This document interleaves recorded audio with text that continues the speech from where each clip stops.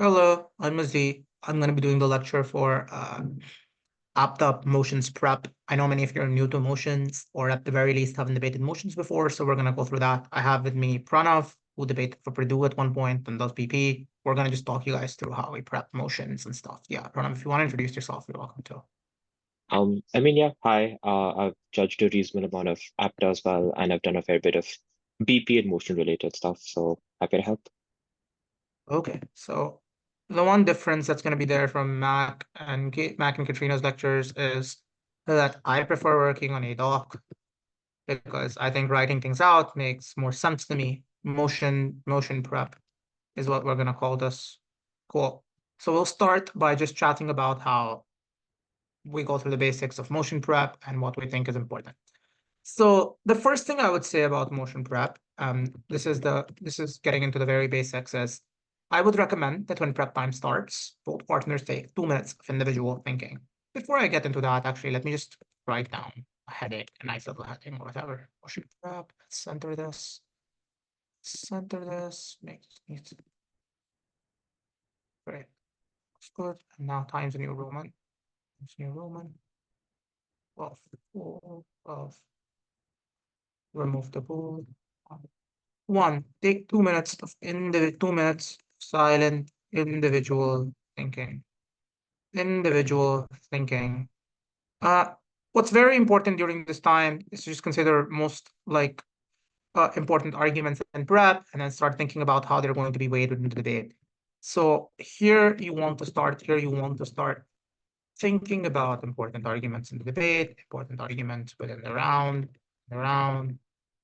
Obviously consider how they're going to win, how they're going to win. I generally divide prep into having 3 to 4 major strategies. I'm going to walk through all of them really quite quickly, and those should help you generate some arguments. So strategy number one that I normally tend to consider, and you can interrupt whenever you want, Pranav, just so that we have a rhythm going. Yeah. Strategy number one that I tend to consider is what I call what I call the stakeholder strategy, So the important thing about this strategy is it is quite impact oriented and relatively easy to follow. Easy to follow. There are 4 questions that you ask yourself when trying to follow this strategy. First, who are the stakeholders within this motion? Who are the questions you ask? One, who are stakeholders in this motion? How does this motion, what groups can they be broken into? What groups can they be broken into? How does this motion impact them? And then the final question is just, what do they impact? What do they impact? This is a fairly unnuanced way to prep, but it is quite good. But it has its own users. This word of warning is a bit of an unnuanced way to prep, but it does have its own uses. In particular, I think I would say it's very useful. Let's say it's very useful in 2 ways. One, you can generate a large quantity of arguments,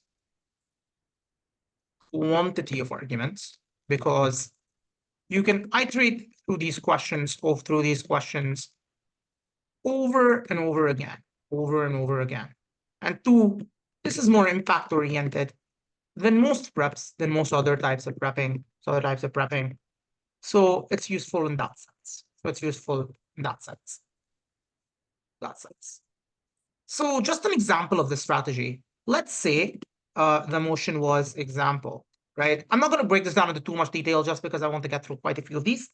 An example of this would be this house would institute a current affairs test for voting eligibility. A great example of the stakeholders within this motion, stakeholders that we can break down. Okay, voters, voters and the general public. What groups can they be further voters and politicians is a better one. Voters and politicians. Who can these further be broken down into? Further subgroups. We can probably break this down into educated and uneducated voters.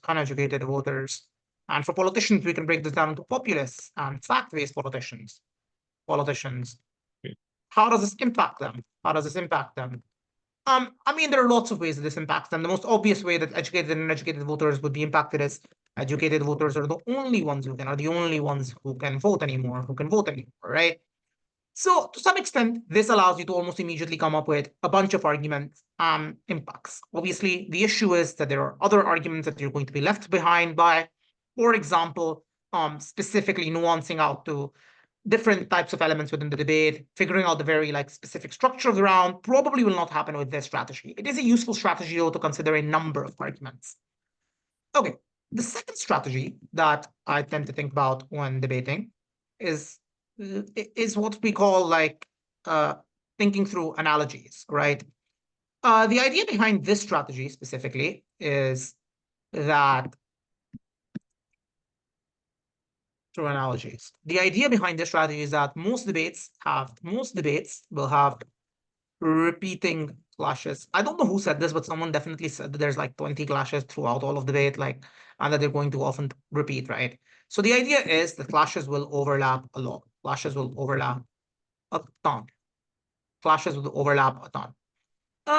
So a great example of this, right? And so you can use a lot of stuff that you've done before to actually just come out and just use those ideas. So a great example of this is this house would ban video games and this house would ban porn, actually. This house would ban video games and this house would ban porn. These are practically in many senses the same debate. Why? Mhm. Because analogy wise, really, the main clash,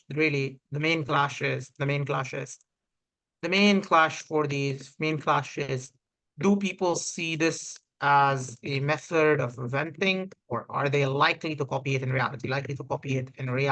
Right? Now, obviously, I think this house with ban porn and this house with ban video games generally have very specific nuances, but identifying that this is the central clash of the round and that many mechanisms can be repeated can be quite useful in thinking and when going through prep time. Outside of debate, you might also want to analogize. To real life. So, what is something similar we do in reality? I use this motion as an example for this version a lot. Example: this house would impose a parenting license. This motion seems very ungovernable without a very, very long opening government model in most cases, right? You'd need a really, really long model if you want to do this. However, if you were to try to analogize, this actually becomes a lot easier. So the analogy I like using here is we already don't give parents absolute rights.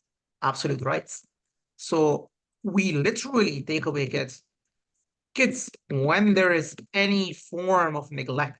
If your parents are bad, abusive, neglectful, etc., we remove you. This analogy almost immediately makes it quite obvious to the judge that we don't give parents absolute rights over their children, which is quite important for this debate, right? And almost immediately explains this. So the real clash of the debate then only is we already do this retroactively. Should we do this preemptively? So that is how I tend to think of analogies. This is just another method of thinking about debate prep, another second method. At this point, I'll take a second. Pranav, you want to jump in or anything? Any comments here? I mean, only one or two things. So, for example, one additional thing to note sometimes with the stakeholder strategy is it's also really helpful in weighing one stakeholder or one group of stakeholder over another. So often, debates can get very messy when people talk very vaguely about X kind of voter, when they just talk about voters and when they just start clashing with each other over who these voters are and what they're looking like. So if you break it down into stakeholders, then you can be the first person in a team to offer just admit there are different people we are talking about. And weighing one over the other or thinking of Generally, one group as more important than the other strategy. is just a very good way to This strategy. cleanly win the debate. Can help That's you the first thing. nuance down to individual groups, and that helps in weighing a lot, weighing one group over another clearly. Cool. Yeah, just avoid just like characterization clashes can get a lot cleaner. The second thing is just with regards to analogies. Mhm. The thing that I often sometimes also I feel like, I mean, Muzi, I feel has been basically saying this, but I think the thing is that analogies are really good at like grounding or providing specificity to general like vibes you tend to have. So for example, it's very easy to like come up with an intuition around like why, it might be like bad to ban porn or something like that. But sometimes like the more specific you get with something like, well, I should say video games, but like this, the more specific you can get with it, the easier it is, I think, for anybody to grasp it quicker, but also it's easier for you to then generalize arguments from it. So like, you start with like a very basic, simple like thing that you see in daily life, and then now you can make it out a lot more from there. So that's, I think, like a really good way to note analogy. So often you'll see in debates where people speak again in generalities or throw it out at each other. And then like sometimes that kind of picture painting can really provide specificity and make your argument just seem more persuasive. That's it. Cool. So that's two additional things. The third method of prep that I tend to look at is what I call thinking through specifics. Thinking through specifics. So this is basically the opposite of the last method, where if the last method is what can I extrapolate from other debates, this method is what is specific to this debate, Uh, the most important method of this is like, this is specifically important for burdens of the motion. This is very, very important. Especially with badly worded motions. I think the best way to explain this is actually through an example, just because it's not as simple to understand without a very clear example. So, example of a motion where the wording and specificity becomes really, really important. Example. There are two motions that I'm going to put down here. And I'll talk about what's different in both of them. This house believes that the feminist movement should actively disavow body positivity in favor of body neutrality. That is motion one. Second motion is this house prefers the feminist movement. This house prefers that the feminist movement adopt a strategy of body neutrality as compared to body positivity. These motions both sound almost exactly the same. However, they are not. And the difference comes from this very specific word, actively disavow. The reason these motions are different, these motions are very specifically different, is the word actively disavow. In one motion, i.e. motion one, the burden on government is to show that they actively choose to say body positivity is incorrect. Body positivity is something that they no longer support, slash will not, will go against, versus the second motion, which says we are going to primarily platform neutrality, but we aren't disavowing positivity, platform neutrality, but aren't actively disavowing positivity, right? So the reason why that's so important is because the first motion is much easier to golf. It's much harder to golf than the second motion. That's because op can literally just stand up and say, here are 5 reasons for why I'd actively disavow possibility, splitters the feminist movement or whatever, right? So it's very important to read the specific motion wording, think through the specifics of what's implied. Another great example of this. So here's a motion that I use for this very often. This is a great motion. This house believes that China and India should be held to the same standards of emission reduction required from Western countries. So let's say Gulf or a team, whatever, proves the following. They say a team proves China and India are the most important polluters, and this needs to be limited. The question that I want to ask is this on clash or off clash? Is this on clash or off clash? The key thing to note here is that this will not be on clash. The reason why it is not on clash, the reason why this is not on clash is because you do not have to prove that India and China need to be limited. You need to prove they have to be held to the same standards as the West. And noting this particular thing is very, very important because Gov might say this. And here is a very fun op that can very clearly say, we agree they should be limited. In fact, we think they need to be limited way more than Western countries. And all of a sudden, your Gov doesn't exist anymore. Or, we agree they need to be limited. They will never listen to you, however, if you try limiting them to the same standard as the US. That's why give them slightly more leeway. You need to prove why they have to be held to the same standards as the West. And if you notice this, then your argument will become significantly more strategic.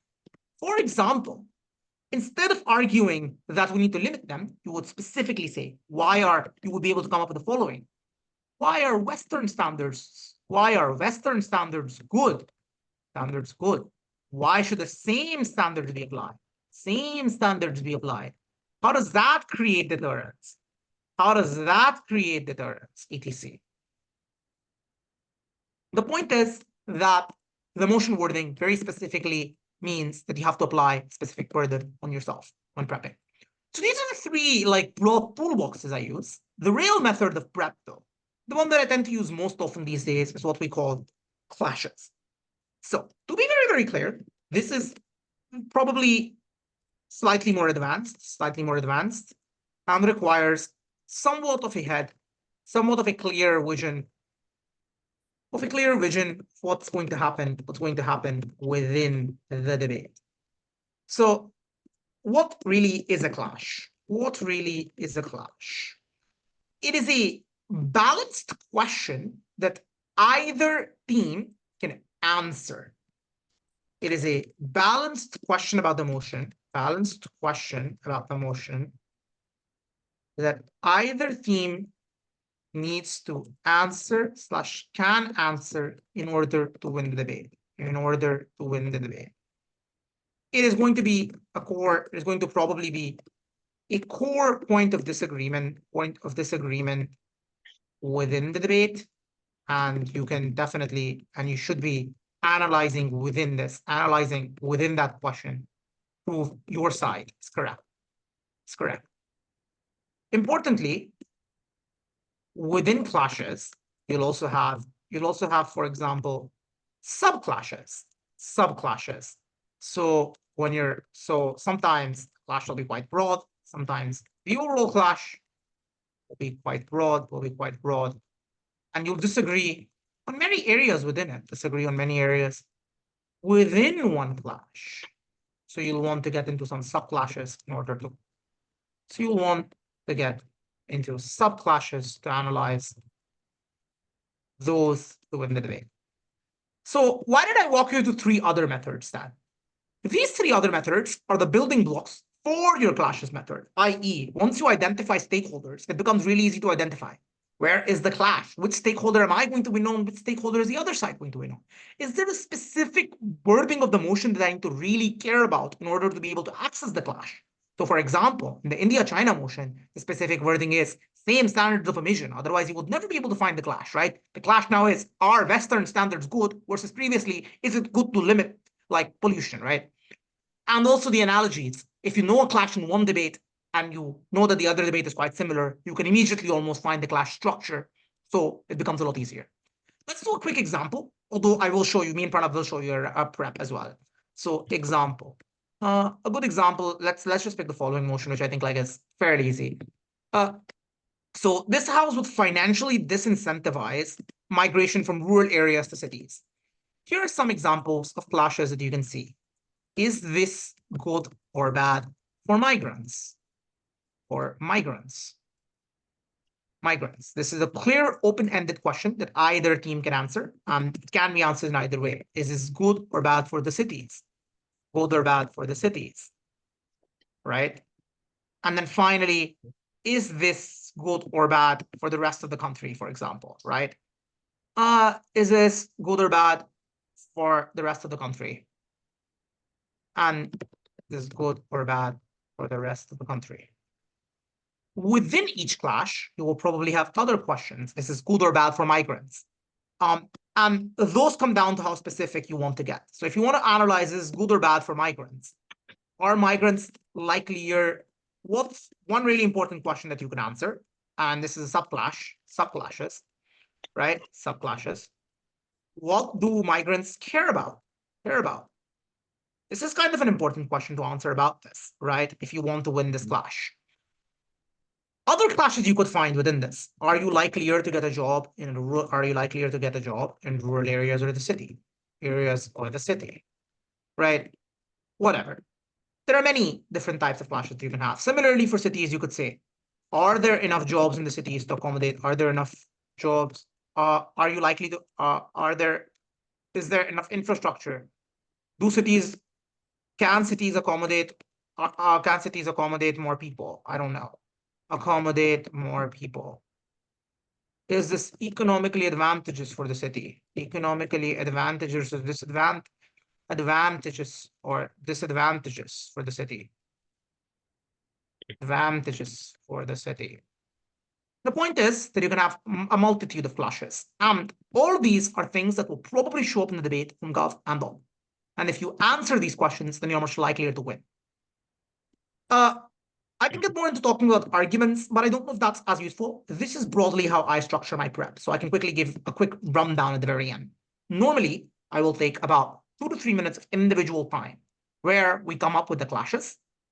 And we're using all of the 3 prior methods to sort of generate what we think the debate will look like, as well as some intuition. Then we come up with some subclashes to see like what the analysis might look like within these first 3 minutes. Most of the time, post that, we'll discuss to talk about what clashes look like, and then we'll jump into the analysis. So this is what prep time generally looks like for me. Do you want to add something here, Pranav, at any point? Like, want to add stuff? I think only on clashes, maybe one or two quick things. Yeah. One which is it's helpful to remember there are different kinds of clashes, and that can help you decide how you want to deal with it.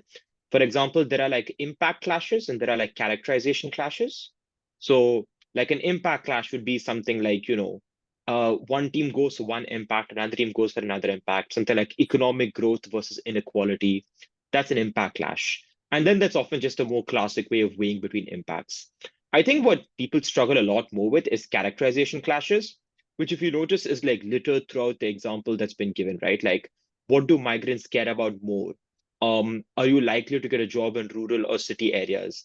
Is this better or worse for city? Like all of these is characterizing what the city is, what the rural area looks like, who the migrant is. So identifying first that that's the kind of clash to deal with is helpful. And then a few things that can help you, like, make it a bit more structured. So, for example, like metrics on which you decide what characterization is likely to be true or not, right? Like whether it's economically advantageous or disadvantageous for the city, maybe dependent on like what type of natural resource or like how rich or poor the city might be. So you pick a metric, say like the income level of the city or like the type of nation it is in, and you let that sort of be like a starting place, a guiding post for how you want to frame the context in a convenient way for you, right? So like if this is say a city that's already like fairly poor and overcrowded, then you use that as a metric to explain why for on average for most cities it is going to be disadvantageous to like have excessive amounts of migrants. So that's like a thing to note that can help you get there. And I think a final thing to just be aware of is that part of the reason why characterization clashes are hard is because both sides are usually true some of the time. And a question, for example, say the question of what do migrants care about?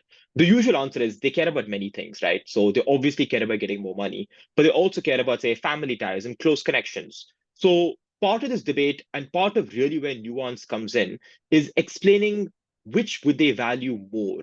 And that requires both appreciating that they value both things and then explaining why might they value one more than the other, or why might one value, for example, say family groups or like friend groups, be more symmetric, whether it's rural or urban areas, and why at least jobs might be more less symmetric. So you know, the point is that this is usually the hardest part of the debate. That is to say, this is the debate that you can't run away with stock over here. You can't do as like this will always be somewhat context dependent on what each debate is happening in.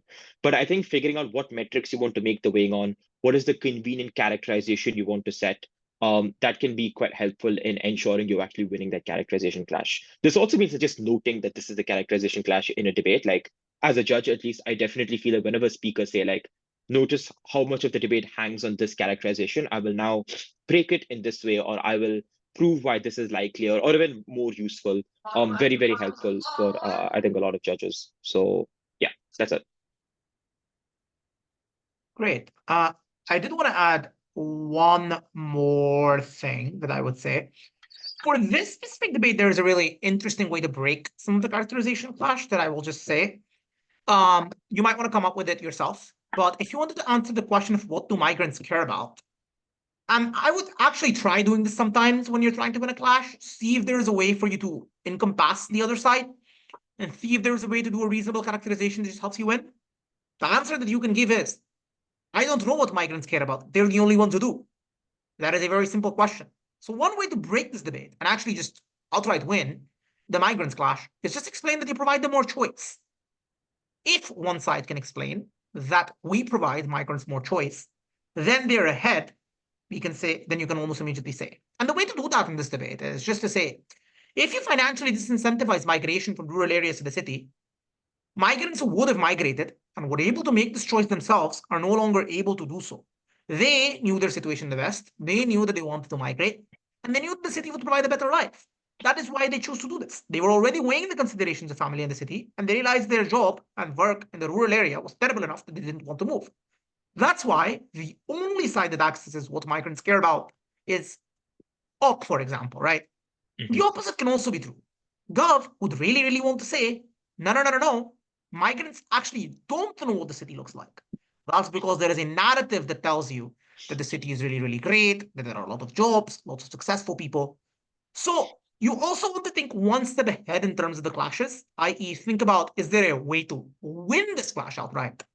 This gets a bit into the advanced levels of prep, but I think it is a useful thing to Mhm. just make a note of at the very end. So this is the broad prep structure. I guess, do you want to pause the recording here? Maybe this is enough for like this. Yeah. Great. So the next step that I want to talk about is just like talking a bit more about burdens of proof.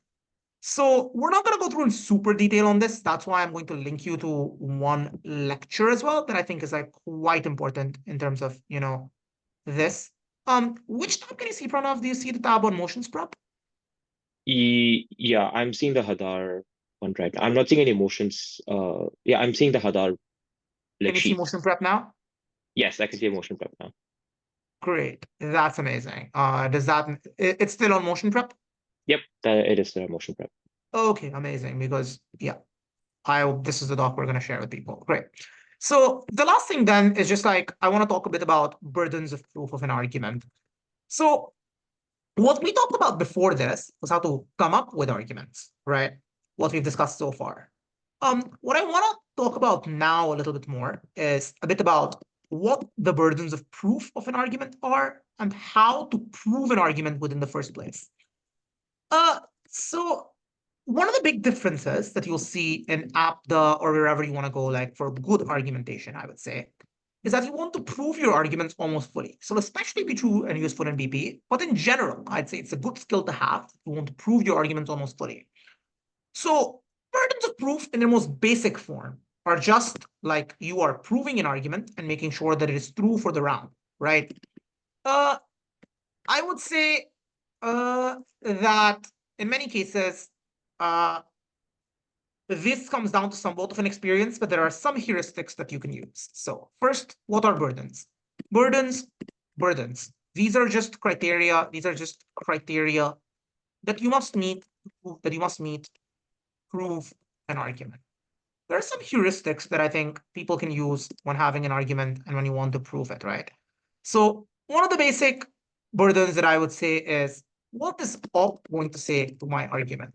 What is op side? What is op going to say in relation to my argument? Relation to my argument. So very importantly, this is going to be the main point, that the other side will contest. And it's also the one thing you want to make sure is well proven, because otherwise your argument is vulnerable. So going back to the example of cities, right? If I say that going to cities on God, if I say on op, going to cities is really, really good because it gives you lots of jobs. Well, there's a very obvious response from Gov here, which is just, but cities often don't have jobs. They're overcrowded. You should very much be trying to preempt that. And a burden of proof of the argument would be attempting to prove why there are many jobs in cities within the first place. Because if you don't fulfill that burden, Gov has a very easy job of asking. It's also something that I think any reasonable judge would be questioning themselves on. Oh, but have they really proven their argument? Do I know that there are jobs in cities? I think any reasonable judge would also be questioning themselves about this. Now, to be clear, because this is out and tabula rasa, the judge will believe you. But if anyone stood up in front of me when I was judging you and said, but guys, there are no jobs in cities, that is sufficient rebuttal to take down your argument, unless you have proven the argument reasonably well. Also, independently of that, making sure to fulfill that burden would increase your speaks and would also increase the quality of your speeches, just generally, and make sure that the argument is more robust. So just a disclaimer, like obviously not the argument is true, right? So I would say the third heuristic is what are necessary but insufficient or sufficient conditions for my argument to be true, So for example, one very good example is, so like there will always be some conditions about an argument that you need to fulfill, right? So for example, in every debate about social messaging, one example. So for example, in debates about social messaging, these are some burdens that you have to meet. These are some burdens that you have to meet, one burden that you have to meet, I'd say, is who is doing the messaging and how will they do it? Who is doing the messaging and how will they do it? Great. And the second burden, I'd say, is who is receiving the message and how will they internalize it? Who is receiving the message and how will they internalize it? Uh, I'd say there's a third burden here. I want you guys, actually, no, I'll just say it. I would have said I want you guys to find it. The third burden is what will they do once they internalize it? Like, what will they do once they internalize it? What do they change? Analyze it. Like, just internalizing Mhm. something doesn't really matter if you're not changing it. What will they internalize it? What's the impact? Mhm. Impact, normally in a messaging debate, you need to prove some degree of an impact. Like, people really internalize BLM, but if they never showed up to a protest, it wouldn't matter, right? Yeah. Uh, so that is a third burden. Uh, all of these burdens independently are probably insufficient. Burdens independently are insufficient to prove the argument, but once put together, are generally sufficient to show that the argument is broadly true. Broadly true, right? So it's very important to note all of this, right? Uh, the reason why these are important, the reason why this is important this is important, is you want warrants or whatever, specifically prove your burdens,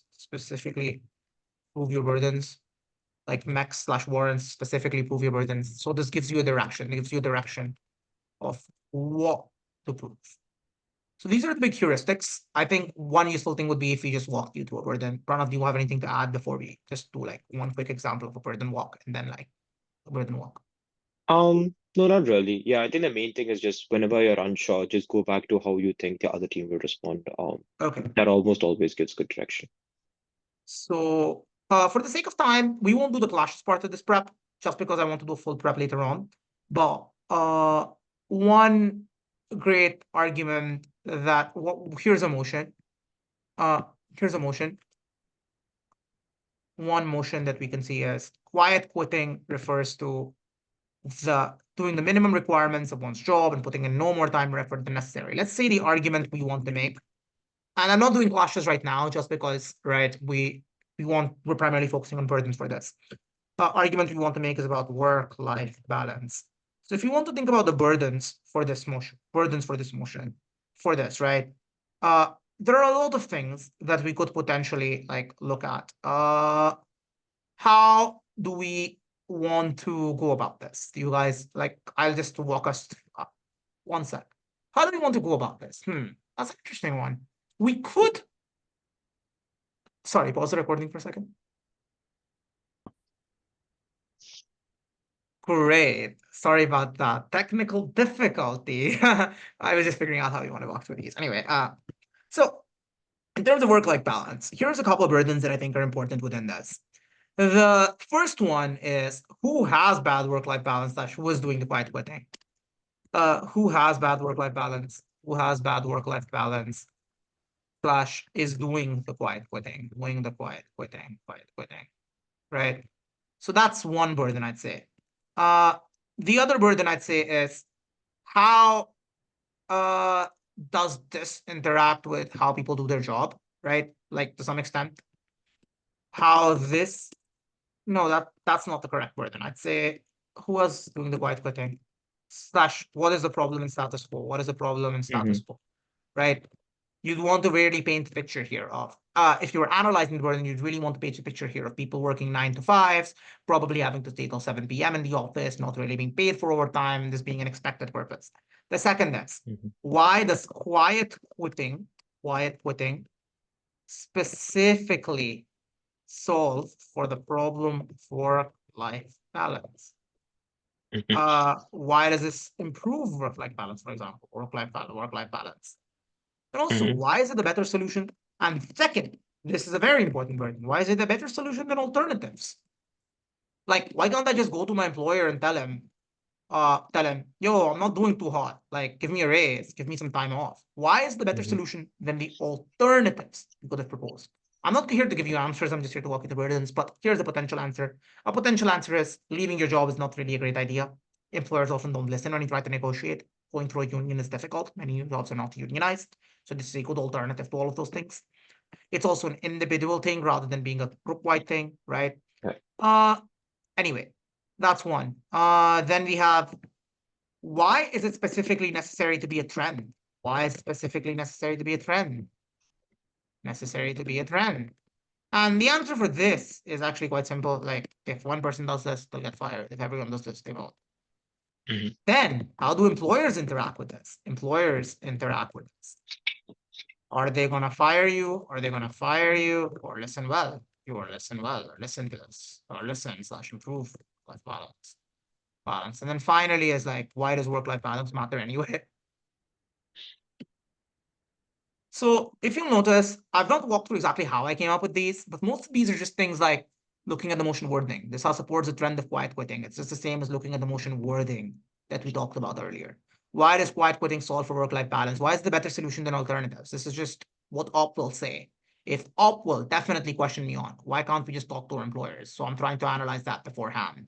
Or here, how do employers interact with them? This is a very classic op question. They're definitely going to say, but if you try to quiet quit, you're going to leave and they're not going to be able to get anything done, right? And they're going to kick you out or whatever. So you want to definitely think about this, right? So Mhm. most of it is just done by thinking about what op is gonna say, and otherwise, you're just thinking about how like the motion wording interacts. So this is broadly the Yeah. burdens. Are there any I'm missing? Do you think I'm missing any, Pranav? No, nothing really. I mean, the thing is, like, often if you notice, a lot of this comes down to asking questions such as like why, how, like who. I think why is especially like very common. So usually you want to arrive at an answer.